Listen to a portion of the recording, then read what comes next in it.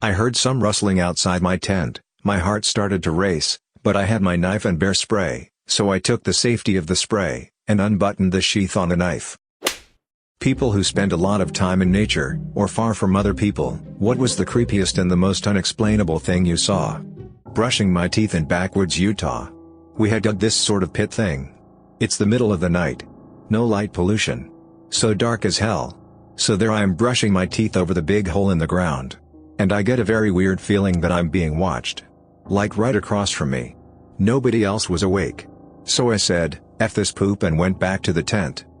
Next morning I see huge effing paw prints right on the other side of the hole. I had been standing 2 feet from a mountain lion. I was with an outdoor group, back when I was a teenager. We were in the western US for 2 weeks, and planned to spend 1 week rafting and the next hiking through the canyons.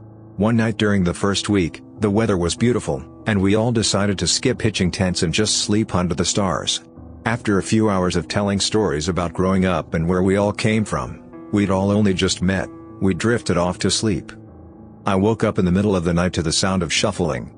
I looked around, but it was so dark that I couldn't really see anything, so I just assumed the sound was people tossing and turning in their sleeping bags. I had a dream that night, that I was dragging myself across the floor of my kitchen, because my legs wouldn't work. It was kinda eerie, but when I woke up, I didn't really think much about it, until I sat up and saw where I was. My sleeping bag, as well as everyone else's in my group, had been dragged at least 10 feet towards the riverbank. You could actually see the trail on the ground, where each person was dragged from where they were originally sleeping. We were all freaked out, of course.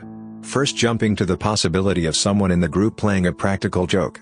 But honestly, everyone seemed equally spooked, and no one in the group remembers waking up and seeing anything. Additionally, each person had drag marks behind their sleeping bag, meaning that if it was someone in our group, they'd have had to weigh their own bag down with something heavy, and drag it to leave a mark matching everyone else's. Totally possible, but definitely a little extra. We spent the next week and a half in the wilderness together, and no one ever fessed up. Other than hearing a few weird noises echoing through the canyon, nothing super spooky happened after that. I still get creeped out thinking about that night though. The death tally sign in Hanakapiai Beach. This is a beach in Kauai, Hawaii. You have to hike a couple miles in the mountains to get to it. The beach is narrow and surrounded by mountains, so any sudden tide change can sweep people off. Right before the beach, there's a sign with a death tally. A friend of mine was there casually and saw someone getting swallowed by the ocean in front of them. When I was in Vietnam, there was all these old abandoned houses by the coast. Essentially a ghost town. Sometimes at night I heard a woman call out someone's name. This abandoned town was taken over by the forest, and in the morning it was great for taking photos.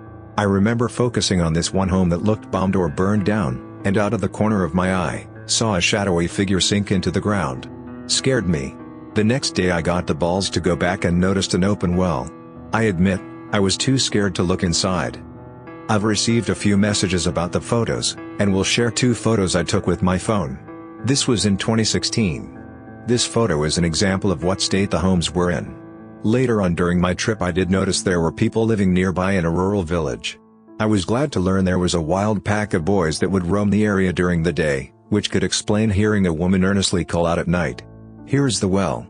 It's a bad pic, but I just wanted to document it and get out. I couldn't tell how old the buildings were, maybe 10 to 15 years or more. There was no evidence of violence, just abandonment, housewares, etc., left behind. At night I can shine a really strong flashlight into the woods behind my house. I will often see eyes staring back at me. What is creepy is, every time I see a family of animals, it is always tallest to the right and shortest to the left. And perfectly lined up in between. Just yesterday actually, my friends and I went on a hike.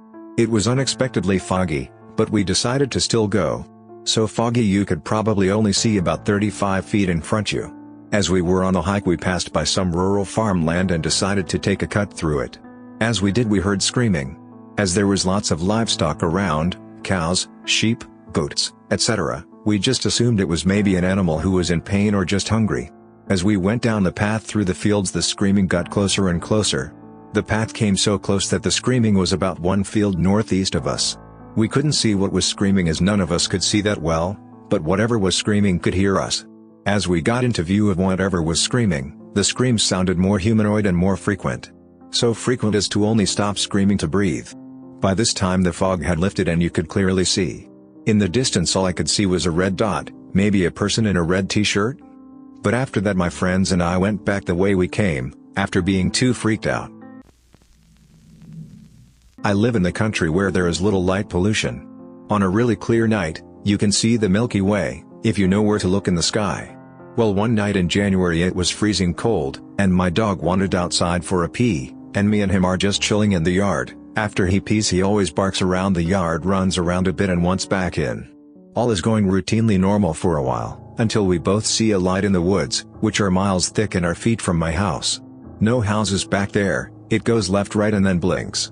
And I was like, this is private property, you're trespassing and my dog will bite. He's a Rottweiler. My dog's hair begins to stand up and he starts growling, and he does this howl bark that hurt my ears. He only does it when he sees another animal near his territory, and I stand by him and repeat myself.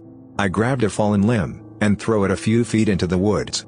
Well, after about 20 minutes it was nothing, so we both go back inside. Well, after about 20 minutes, it was nothing, so we both go back inside. Well, I go to bed, and he begins to bark and growl again, which annoyed me a bit because I was sleepy. He runs to the French doors to be let out. I grab my robe and slippers, and go back out with him. There was something walking around in the woods.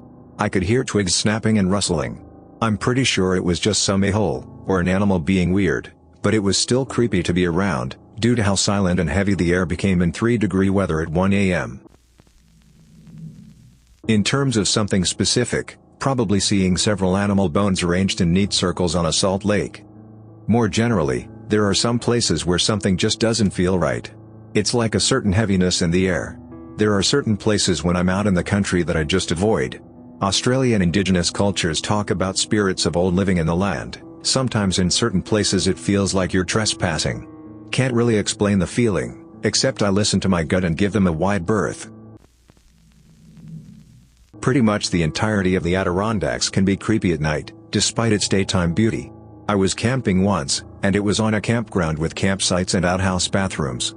This particular time though, there weren't many campers, and we were away from any other occupied sites, way up in the hill. I woke up with this urge to pee, in the middle of the night. The bathroom was on a hill back in the woods. You had to climb up a rock path to get to it. One side was women's, other side was men's. It had wooden doors that didn't latch. You would just pull it, and then it would slam closed. I'm inside doing my business, when I hear footsteps that are clearly human, crunching on the dirt and rocks. Then it stops. Neither the men or women door opens or slams. Silence. Then more crunching steps around the building, then they stop. You can hear everything because it's so quiet up there.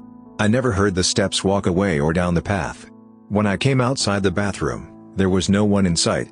I couldn't get back to the campsite fast enough. A number of years ago I was primitive camping with my partner and 4-year-old son.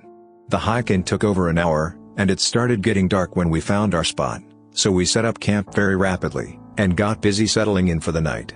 Nice fire, meal, evening, no issues. I woke up in the morning first and walked out of our immediate campsite, to answer nature's call, and found a giant wooden cross in a clearing. Enormous, easily double digits high. Out in the middle of nowhere. Early morning, sun coming up, it was terrifying. Went back to camp and we cleared out immediately. Right or wrong, it was Florida and the word clan was echoing way too loudly in my head. My friends and I go on what we call hobo walks. This involves going to my grandpa's house in the country, walking through the woods till we find train tracks, follow them till we get to a road, then take that road back to grandpa's. It's a known route by now to us. We were about halfway through our walk when we noticed a new path leading off of the tracks. We followed it into a clearing in the woods, and right in the middle was a deer skull. It looked like it was cleaned, and placed there with care.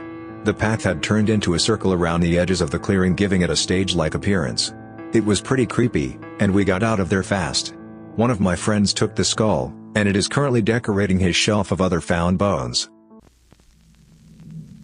A few years ago, I went on a solo overnight camping trip in the mountains, in the Rocky Mountains. I hiked in about 7 miles, seeing only a few day trippers on the way in, and got to what I thought was a secluded area to set up camp.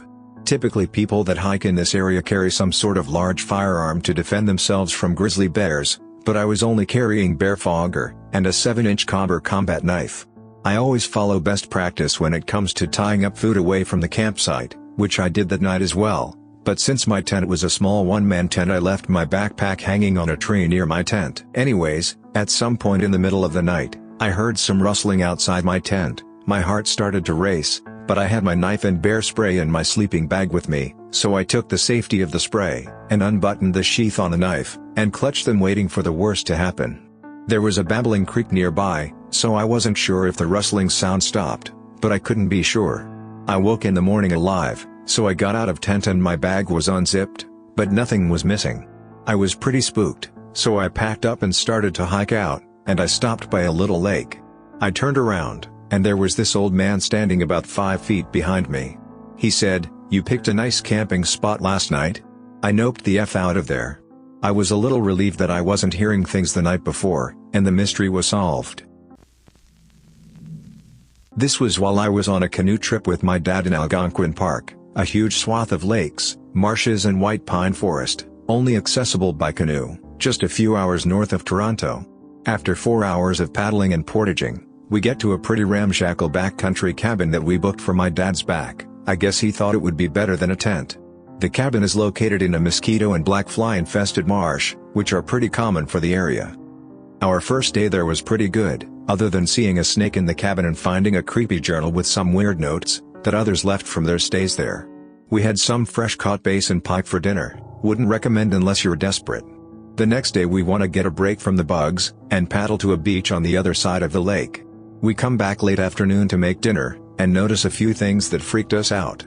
The hatchet we were using to chop firewood in the morning was gone. The cabin had been entered and it was trashed, our big water container was slashed open. There was also a trail of parted grass going through the marsh into the woods. Yet, the whole day we were on the same lake and didn't notice anyone else canoeing around that could have done it. So whoever did it must have come from the woods by our cabin, and no animal could have opened the door. So we noped the hell out of there, pack up everything under 40 minutes and send it back to the car. Unfortunately we left at like 7 p.m., and had to spend a good hour or more paddling in the dark, to find our way back. Which is a terrible idea by the way. We spent most of the time scanning the shore for landmarks to guide our way back. We eventually made it back an hour and a half faster than the trip out, but this was probably because we just sent some of the minor rapids, instead of taking the time to portage. Definitely a memorable experience. The car drive after was also crazy, because we spent 15 minutes following a moose, who wouldn't get out of our way, on a tiny dirt road, and managed to hit a deer while driving back to town on the highway. Me and my dad were definitely pretty shook after that night. Thanks for listening to Radio TTS, and special thanks to everyone who became an ice cream sandwich by subscribing to this channel. Enjoy your next camping trip in the woods, and don't forget your knife.